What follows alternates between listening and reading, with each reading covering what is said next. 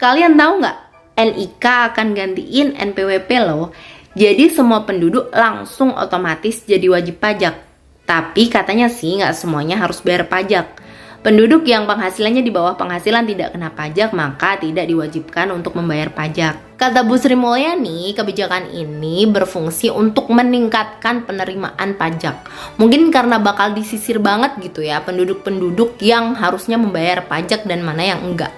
Dari segi administratif ini terdengar bagus ya, jadi kayak simple gitu, satu nomor untuk seluruh pelayanan administrasi negara. Tapi, ngomong-ngomong soal pajak, kalian tahu nggak kalau negara-negara maju itu pajak penghasilannya gede banget loh.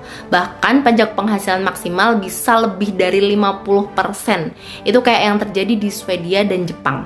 Jadi emang gitu sih negara-negara dengan sistem ekonomi kapitalisme. Pendapatan tertinggi negaranya adalah dari pajak. Kalau kita lihat di Indonesia, di APBN 2020, pendapatan dari perpajakannya mencapai lebih dari 80%. Itu pun masih harus ditutupi dengan utang karena nggak sebanding pendapatan dan pembelanjaan negara. Mungkin jadi a big why gitu ya, kenapa Indonesia, negeri zamrud khatulistiwa ini sulit untuk mendapatkan pendapatan negara. Menurut penuturan salah seorang pejabat Kementerian BUMN, memang tambang di Indonesia ini masih dikuasai swasta dan asing.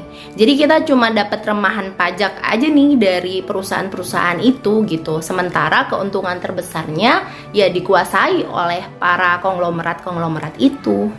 Nah ini juga ada data bahwa 54% area lahan kelapa sawit kita itu dikuasai oleh swasta. Ya gitu deh, kekayaan alam kita dikuasai swasta dan asing, rakyat terus digenjot pajaknya, habis itu dikorupsi sama pejabat. Nyesek gak sih?